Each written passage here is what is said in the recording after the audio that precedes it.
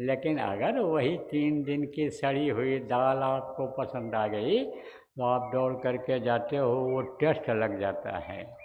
चाहे आप फिर समझो कि यानी इस वक्त पर देखो मिठाइयाँ खूब यानी बिक रही हैं। अब वो कूड़ा कचरा कोई भी चीज़ उसमें जो है साबुन दाना और इलायची दाना और कोई भी चीज़ उसमें पीस के डाल दें खोए में। अब आजकल तो अर्क आते हैं, एसेंस जिसको कहते हैं, वो डाल देते, पता ही नहीं चलता है। तमाम नकली खोए, तमाम नकली चीज़ें, लेकिन टेस्ट मिल गया उसका, खुशबू आ गई नाक में मिठाई की, तो वही खाते हैं। तो टेस्ट ऐसे मिल जाता है, जब वहाँ ऊपर का जब टेस्ट मिल जाता है तब जीव वही काम करने लग जाता है, उसी में लग जाता है। तो रोज़ होली खेलो, जब चाहो तब आँख बंद करो होली खेलो, तब ये गुलाल अबीर लगाने की ज़रूरत रहेगी। इसमें क्या खुशबू है, ये तो आदमी खुशबू इसमें पैदा करता है और उसमें प्रकृति खुशबू पैदा करती है। जैसे देखो प्रेमी, कुछ लोग क्या करते हैं, फूल लेते हैं, किसका, ये जो प्लास्टिक का फूल है, और उसमें क्या डाल देते हैं, इतर लगा देते हैं, तो खुशबू हो जाती है उसकी। गुलाब के फूल ले लिए, गेंदा के फूल या अन्य फूल को ले लिया, मोगरा का फूल ले लिया, बनावटी आता है। रात रानी का फूल ले लिया, बनावटी आता है, और उसी के ऊपर पानी इतर लगा देते हैं। अर्क जो होता है उसका खुशबू का, इन्हीं का अर्क होता है, निकाला जाता है इनसे, किससे, इन्हीं यानी समझो कि आपके फूलों से, फलों से यानी निकाला जाता है, अर्क होता है। ऐसा यानी इतनी बड़ी शीशी रहेगी किसकी, अर्क की, और एक बूंद डाल दो उसमें से, एक बूंद, तो इतना पानी यानी 1 लीटर पानी मीठा हो जाता है। वो किसका अर्क होता है, वो फलों का अर्क होता है। ऐसे फूलों का अर्क होता है, और वही छिड़क देते हैं, लगा देते हैं, तो अब उसमें वो असली खुशबू थोड़ा आएगी, असली खुशबू उसमें नहीं आती है। जो फूल में खुशबू आती है, फूल में जो सुगंधी आती है, वो उसमें नहीं आती है। तो ये जो गुलाल अबीर है, ये बनावटी है।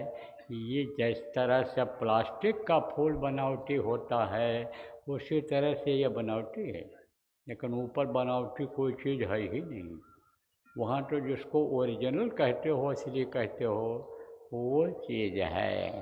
तो जब असल मिल जाता है तो नकल की कोई कीमत नहीं रहती है।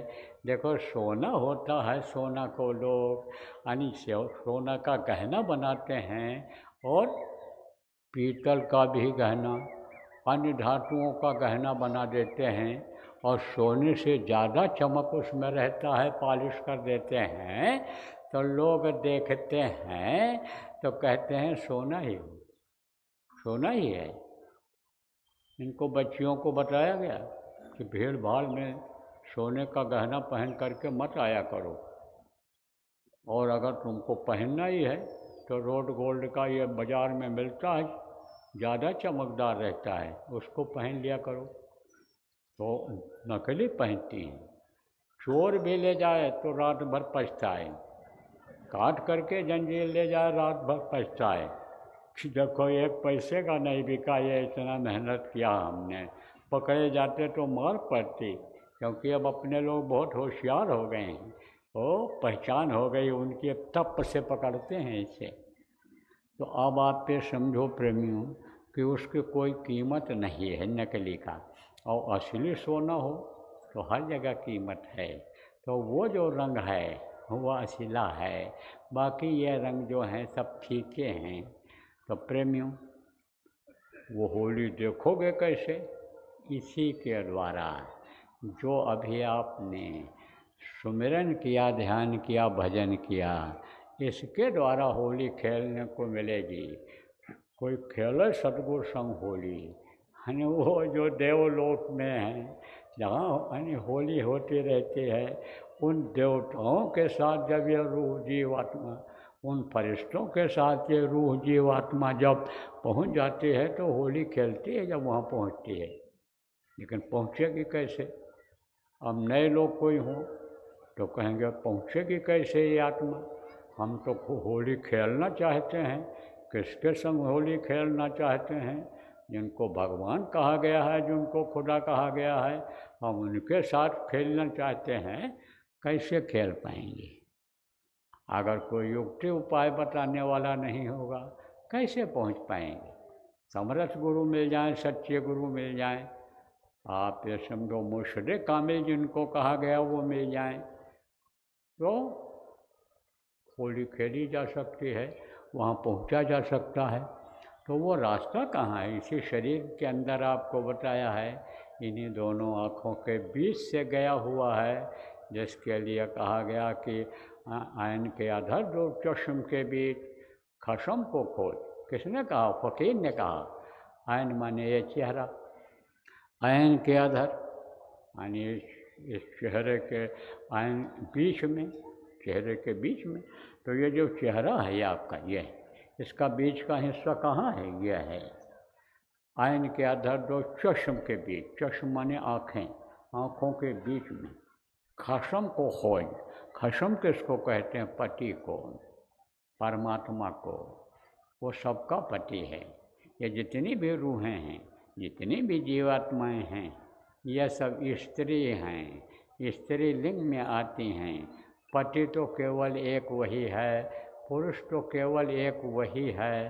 तो कहा खशम को खोज, जहाँ झलक तारा, उसी बीच खुद खुदा का तख्त है, उसी के बीच में खुदा का तख्त है, यानी प्रभु का सिंहासन है। और शिष्ट से देख जहाँ वहिष्ठ पसारा, तीसरी आँख से देखो जहाँ पर वैकुंठ है। तो अब वो तीसरी आँख बहुत से लोगों को नहीं पता है। आपको बताया गया प्रेमियों कि इन्हीं दोनों आँखों के बीच में है। उस पर कर्मों के पर्दे लगे हुए हैं, वो सेवा के द्वारा, भजन के द्वारा हटते हैं। जब वो हट जाएगा तब उसका दीदार होगा, तब उसका दर्शन होगा। आप ये समझो, कबीर साहब ने भी कहा कि मध्य पाखी चमके, पाखी मध्य द्वारा, ते द्वारे दूरबीन लगावे, उतरे भवजल पारा। महात्माओं ने कहा, संतों ने कहा अंदर में प्रकाश है। यहाँ तक कहा गया अंदर में परम प्रकाश रूप दिन राति, नहीं कछ चाहिए दिया घट बातें। वहाँ दिया चिराग की कोई ज़रूरत ही नहीं, वहाँ तो रोशनी ही रोशनी है। देखा लोगों ने तब तो कहा कि बिना भूमि एक महल बना है, ताम्य ज्योति अपारी रे। घर बना हुआ है, महल बना हुआ है, लेकिन ज़मीन नहीं है उसमें। और रर्रे रर्रे में रोशनी है, कण कण में प्रकाश है उसमें। कोई भी हाइड्रोजन ट्यूबलाइट नहीं जल रही है, लेकिन रोशनी ही रोशनी है चारों तरफ। बिना भूमि एक महल बना है, तामे ज्योति अपारी रे। अंधा देख देख सुख पावे, बात बतावे सारी रे। अचरज देखा भारी साधो, अचरज देखा भारी। जब देखा संत ने, महात्माओं ने जब देखा, तो यहाँ के हिसाब से अचरज ही है वहाँ, क्योंकि बिना भूमि एक महल बना है। भूमि है ही नहीं वहाँ, ज़मीन दिखाई नहीं पड़ रही है। ये ज़मीन यानी समझो वहाँ आसमान जैसे दिखाई पड़ती है ऊपर की तरफ, और आसमान देखना जो हो तो नीचे दिखाई पड़ता है। जैसे आसमान ऊपर होता है, बादल नीचे होते हैं, और यहाँ से देखो तो बादल पहले दिखाई पड़ेगा, और बादल रहेगा तो आसमान नहीं दिखाई पड़ेगा। ऐसी तरह से वहाँ पर है, तो एक तरह से उसको अचरज माना गया है। अभी आपसे कहा जाए ये ज़मीन ऊपर है, तो इसको आप अचरज मानोगे। तो कहा अचरज देखा भारी साधो, अचरज देखा भारी रे। गगन बीच अमृत का कुआं, झरे सदा सुखकारी रे। उन्होंने कहा कि गगन के बीच में एक अमृत का कुआं है, उल्टा कुआं, उसको कबीर साहब ने उल्टा कुआं गगन में। तो हमें जले चिराग, उसमें रोशनी जल रही है, उल्टा कुआं है। उल्टा, और उल्टा का मतलब क्या है कि नीचे उसका मुंह है। तो आप ये समझो कि वो गगन बीच अमृत का कुआं, उसमें अमृत भरा हुआ है। यह पानी नहीं है, यह गंगा जल भी नहीं है, यह कोई भी दरिया का पानी, कोई भी नदी का पानी कुएं का उसमें नहीं है, उसमें अमृत भरा हुआ है। और सो गगन बीच अमृत का कुआं, झरे सदा सुखकारी रे, बराबर वो अमृत बरसता रहता है, बरसता रहता है। लेकिन अब कहोगे अमृत बरसता है तो हमको मिलता क्यों नहीं, हम पीकर अमर हो जाएं? तो आपका मुंह नीचे है, नीचे की तरफ आप देख रहे हो, तो ऊपर से कोई चीज़ गिरेगी तो कहाँ गिरेगी? ऊपर से गिरेगी तो जिसका मुंह ऊपर होगा उसमें गिरेगी, उसमें गिरेगी। आप तो समझो जब नीचे आपका मुंह रहेगा तो कैसे गिरेगा? तो आप तो इंद्रियों को अपने देख रहे हो, इंद्रियों के भोग में फंसे हुए हो, खाने पीने और मौज मस्ती में फंसे हुए हो, उधर तो आपका ध्यान ही नहीं, कोई ध्यान देते ही नहीं हो, तो कहाँ से अमृत पाओगे आप? अब ये अमृत का पान किया लोगों ने, अमृत लोगों ने पिया, किसने पिया? वाल्मीकि भय ब्रह्म समाना, वाल्मीकि उन्हीं जैसे हो गए, ब्रह्मलोक में जब गए तो उन्हीं जैसे हो गए। आपको बताया गया प्रेमियों, पुराने लोग याद करो, सत्संगों में आपको बताया गया कि जिस लोक में यह जीवात्मा रूह पहुँचती है उसकी ताकत उसमें आ जाती है और वही रूप हो जाती है, उसी तरह की हो जाती है। तो वो उसी तरह के हो गए थे, लेकिन उल्टा नाम जपत जग जाना। बहुत से लोग कहते हैं मरा मरा मरा मरा मरा जपे थे, कोई कुछ कहता कोई कुछ कहता है। वो कौन सा नाम जपे थे? यही नाम जो सदगुरु देते हैं, गुरु ने मुझे दीना अजब जड़ी, ये वो जो नाम रूपी जड़ी देते हैं, वो जो मीरा ने कहा पायो रे मैंने नाम रतन धन पायो, वस्तु अमोलक दी मेरे सदगुर, कृपा करी अपनायो। तो वो नाम उन्होंने जपा था और नाम की डोर को पकड़ करके वो गए थे, उल्टा नाम नहीं जपे थे, उलट करके जपे थे। कैसे उलट करके? सिर नीचे करके पैर ऊपर करके नहीं, इधर से ध्यान को हटा करके, जैसे आपको बताया गया कि इधर से ध्यान को हटा करके आप अगर करोगे तो आपको ब्रह्म का दर्शन होगा, आपको देवी देवताओं का दर्शन होगा, आपको हूर परियों का दर्शन होगा। वो रास्ता सबके अंदर में है, वो तीसरी आँख सबके अंदर में है। जितने भी हाथ पैर आँख कान वाले आप आदमी हो, किसी भी जाति मजहब के मानने वाले हो, किसी भी जाति के हो, धर्म के हो, कोई भी हिंदुस्तानी पाकिस्तानी, कोई भी आप अमेरिका लंदन ब्रिटेन चाइना के रहने वाले हो, सब के अंदर वो रास्ता है। वो जो तीसरी आँख है सबके अंदर में है।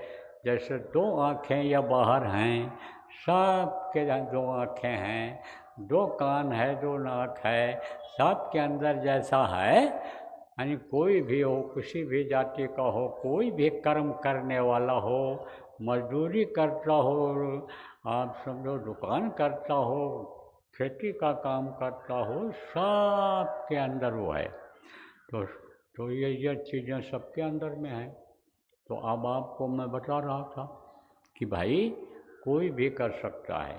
तो ये जो होली का आनंद है, ये जो अंदर में लीला राम श्रीला राम लीला हो रही है, ये जो वहाँ लोग होली खेल रहे हैं और वहाँ की जो मस्ती है, उसको आप अगर पा जाओ, अगर आप ले लो एक बार, तो उसी रंग में रंग जाओगे। फिर और कोई दूसरा रंग नहीं चढ़ेगा। आज देखो कुछ लोग, कुछ क्या ज़्यादातर लोग दुनियादार भांग पीते हैं, नशा करते हैं, लेकिन यह नशा ज़्यादा समय तक चलता है? नहीं चलता है।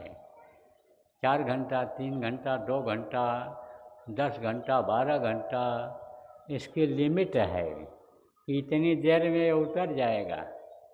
लेकिन नाम खुमारी नानका चढ़ी रहे दिन रात। नानक साहब ने कहा कि नाम क्या जो नशा है, नाम खुमारी जो है वो हटती नहीं, उतरती नहीं है। तो वो कौन सा नाम है? यही नाम जो गुरु महाराज ने हमको आपको दिया। गुरु महाराज के जाने के बाद जो आपको 5 नाम बताया गया, इसको अगर आप जगा लो, दुनिया की तरफ से ध्यान को हटा करके और नाम के डोर को पकड़ लो, नामी को खुश कर लो, तो वो आनंद आपको मिल सकता है। तो प्रेमियों, मोटी बात आप ये समझो, आज चली चला का बेला है, आज तो मोटी मोटी बातें बतानी हैं। तो यही आप समझ लो कि आज के दिन ये समझ लो कि जो पहले बताया गया आपको वही करना है। क्या करना है? कि सुमिरन करना है, ध्यान करना है, भजन करना है। उससे पहले प्रार्थना करनी है। प्रार्थना करने से क्या होता है? भाव बन जाता है गुरु और ये जिनको भी याद करो वो याद आने लग जाते हैं। तो प्रार्थना करनी चाहिए। उसके बाद में फिर सुमिरन करना चाहिए। संपुट लगाने के लिए भी आपको बताया गया है। आपको न समझ पाए होगे, पुराने लोगों से पूछ लेना और संपुट लगा करके